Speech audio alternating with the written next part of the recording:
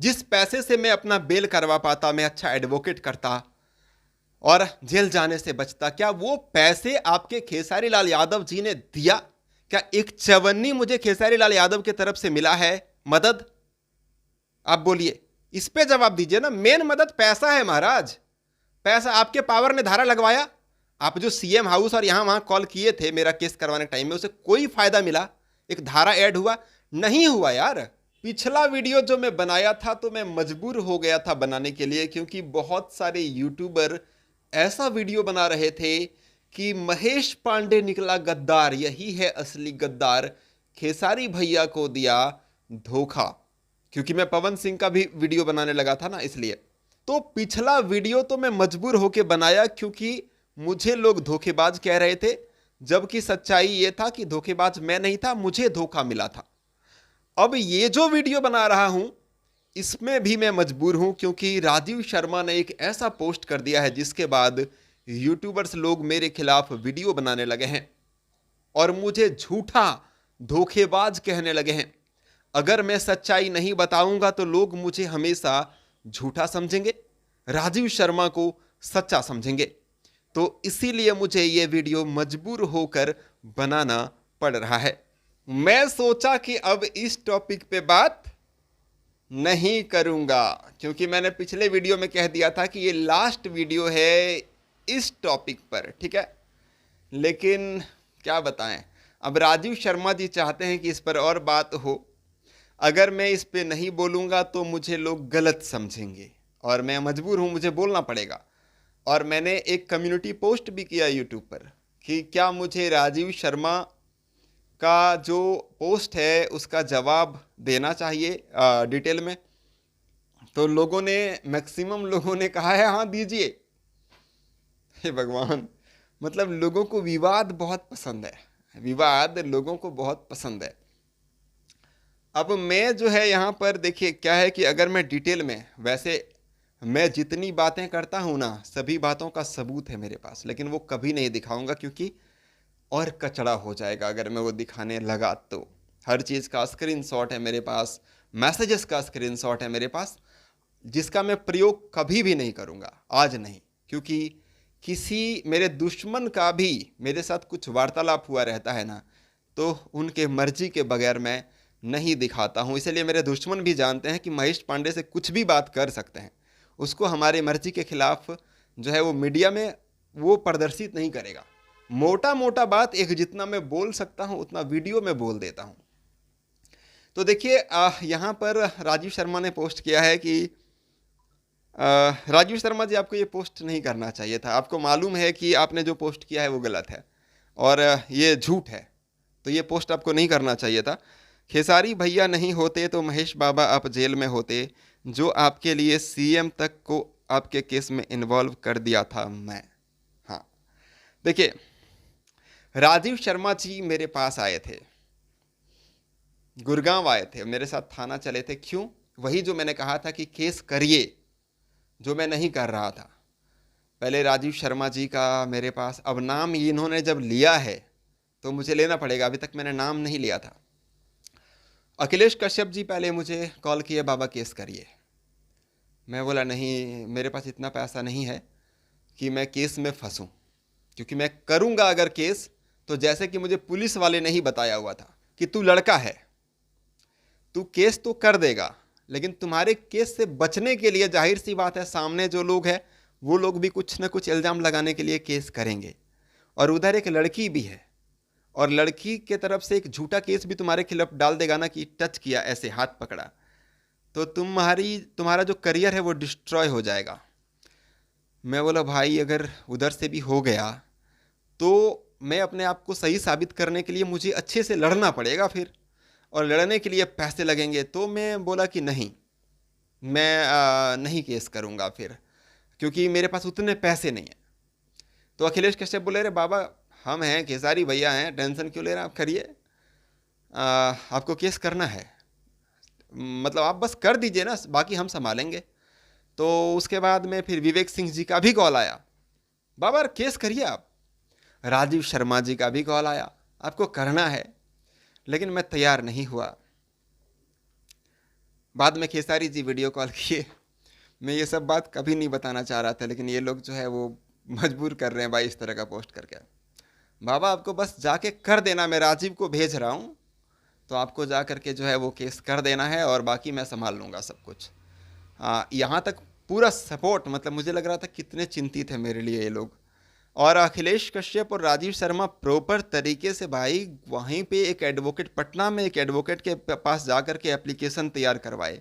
मैंने जो एप्लीकेशन दिया हुआ था अपने केस में वो मैंने तैयार नहीं किया था, वो राजीव शर्मा और अखिलेश कश्यप जी ने तैयार करवाया था एडवोकेट के पास जा कर के। वहाँ पे मैंने बताया था मतलब कॉल पे सारा क्या क्या कहानी हुई, तो उसी के आधार पे वहाँ पे, क्योंकि मैं कहीं बाहर जा नहीं रहा था, मैं डिस्टर्ब था ना, तो उन लोगों ने वहाँ पर करवाया था। मैं पूरा एडवोकेट लाइन पे थे, मतलब वहाँ पे थे वो लोग और स्पीकर पे थे, और मैं पूरा यहाँ से बता रहा था, वो लोग टाइप कर रहे थे।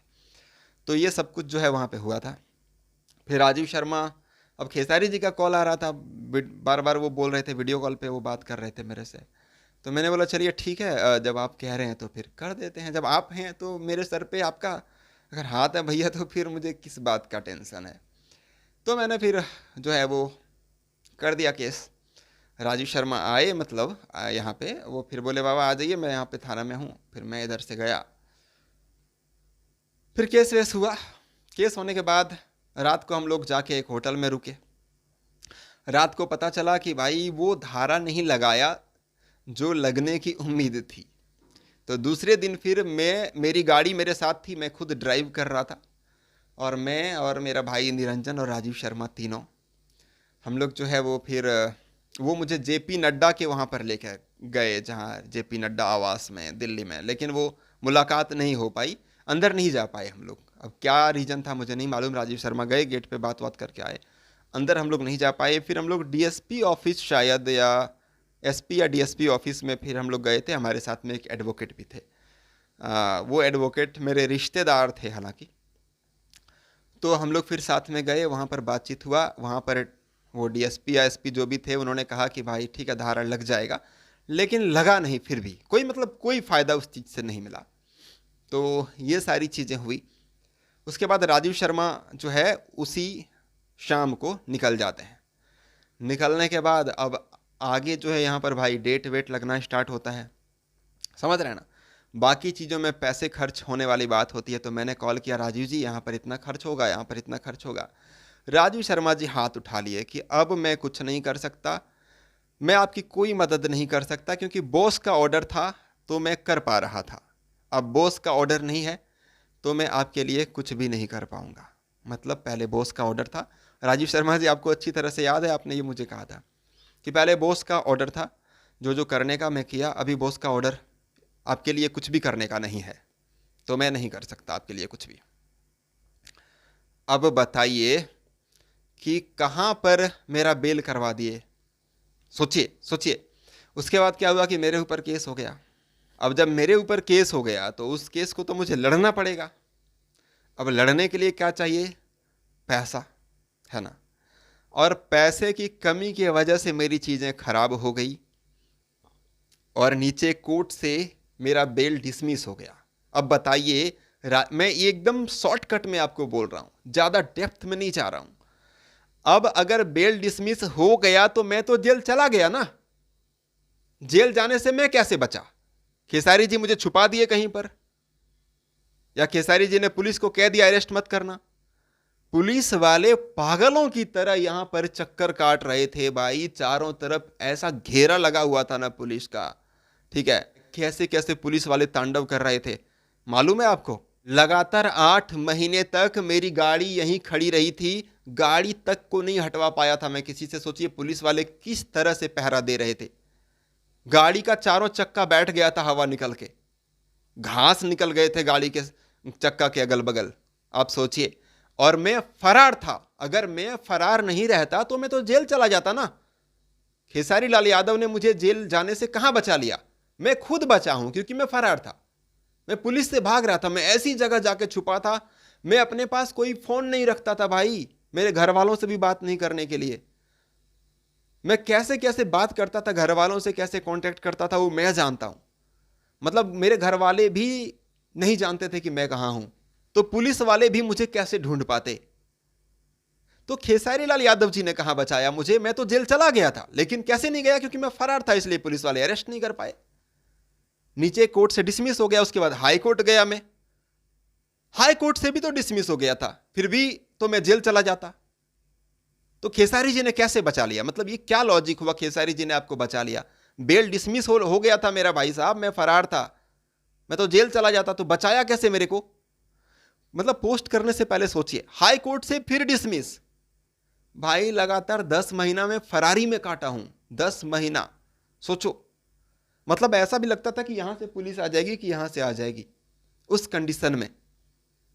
और इसमें खेसारी लाल यादव या किसी भी भोजपुरी इंडस्ट्री के किसी भी सदस्य का कोई हाथ नहीं है मुझे छुपाने में, मैं खुद छुपा था। उसके बाद सुप्रीम कोर्ट से लास्ट में जाकर के जो है मैंने बेल कराया। अब बताइए कि इतना जो है इस कोर्ट से उस कोर्ट में जाने में जो पैसे लगते, जिसके वजह से मैं बेल करवा पाता, जेल नहीं जाता, मैं अच्छा एडवोकेट करता और जेल जाने से बचता, क्या वो पैसे आपके खेसारी लाल यादव जी ने दिया? आप बोलिए, आप अगर असली ब्राह्मण हैं राजीव शर्मा जी, आप बोलिए, अगर आप सच में एक रियल पर्सन है तो, क्योंकि खाली भैया के तरफ से, मतलब एक तरफा बोलने से नहीं होगा, रियल बोलिए, सच्चाई। क्या एक चवन्नी मुझे खेसारी लाल यादव के तरफ से मिला है मदद?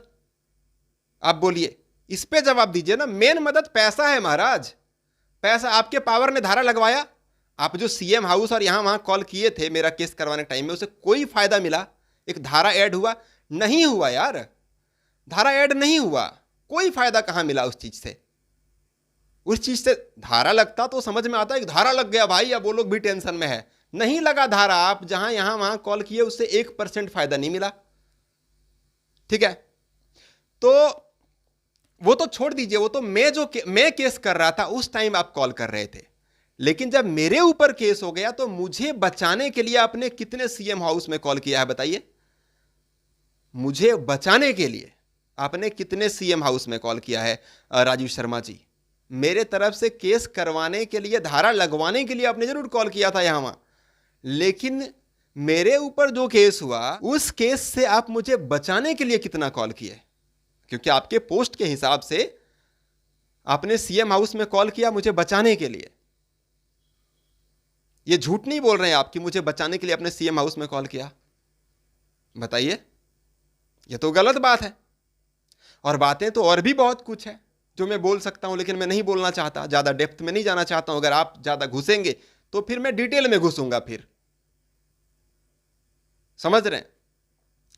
तो पैसा से मैं बचता ना, मैं बचता पैसा से। क्या एक पैसा दिया? एक पैसा नहीं दिया। मैं यहां पर बात फाइनेंशियली सपोर्ट का कर रहा हूं और आप बात दूसरा कर रहे हैं। आप उस मुद्दे पर जाना ही नहीं चाह रहे हैं जिस पर बात मैंने किया। समझ रहे हैं आप कि मुझे एक पैसे का मदद नहीं किया गया? और ये आपने भी कहा था कि नहीं कहा था कि जितने पैसा खर्च होगा, बाबा राजीव शर्मा जी आपसे पूछ रहा हूं क्योंकि आपने पोस्ट किया है, जितना पैसा खर्च होगा 3 लाख 4 लाख 5 लाख सब खेसारी भैया करेंगे। वो बोल दिए हैं कि जाओ जितना खर्चा होगा हम करेंगे। आपने बोला था कि नहीं बोला था? क्या वो सही हुआ? आप खुद बाद में कह रहे थे कि अब वो बदल गए तो मैं क्या करूं, अब वो बॉस ने मना कर दिया तो मैं क्या करूं बाबा, सॉरी मैं कुछ नहीं कर सकता, आपने खुद कहा था। तो इसीलिए इन सब चीजों पर आपको चर्चा नहीं करना चाहिए था। अब आपने किया तो मुझे मजबूरी में करना पड़ा। कितने सारे लोग वीडियो बनाने लगे हैं भाई मेरे कि महेश पांडे ने झूठ बोला, झूठ बोला, झूठ बोला, जबकि आपको मालूम है कि मैं झूठ कभी नहीं बोलता हूं। समझ रहे हैं? जितनी बातें मैंने कही है, मुझे मंदिर में घुसा के भोले बाबा के ऊपर हाथ रखवा के अगर कसम खिलाओगे मैं खा दूंगा। लेकिन जितनी बातें आप बोलेंगे ना, आप भी भगवान के ऊपर हाथ रख के वीडियो में जब आप बोलोगे अब कहीं पर भी, तो बोलना ये भगवान है, ये छू के मैं कह रहा हूं। कोई मीडिया वाला अगर इनका इंटरव्यू लें और अगर ये इस तरह इस पे चर्चा करें तो प्लीज़ एक भगवान का साथ में रखिएगा फोटो और बोलिएगा छू लीजिए इसको कि आप जो बोलेंगे सच बोलेंगे, एकदम छुआ लीजिएगा। समझ रहे हैं ना? क्योंकि अच्छा नहीं लगा मुझे। झूठ मत बोलिए, कोई भी झूठ मत बोलिए यार। मेरे पास सबूत है, लेके चला जाऊंगा, दिखा दूंगा आपको, लेकिन नहीं दिखाना है ना मेरे को सबूत, तो क्यों उस चीज़ पर आप लोग मजबूर कर रहे हैं? इस पर बात मत करिए ना यार। हम लोग अब काम कर रहे हैं, अपना काम करते हैं, काम ये सब छोड़िए। मैं तो वीडियो बना रहा हूँ, सबका प्रमोशन कर रहा हूँ, खेसारी लाल यादव का प्रमोशन कर रहा हूँ, पवन सिंह का कर रहा हूँ, सबका कर रहा हूँ। उस पर हम लोग ध्यान देते हैं। ये सब छोड़िए, जो हो गया भाई, ये सब हटाइए। धन्यवाद। मैं महेश पांडे और आप लोग देख रहे थे भोजीवुड एंटरटेनमेंट। आपको कुछ लगता है मेरी बातों से कुछ समझ में आया? कमेंट बॉक्स में कमेंट करिए। Thank you.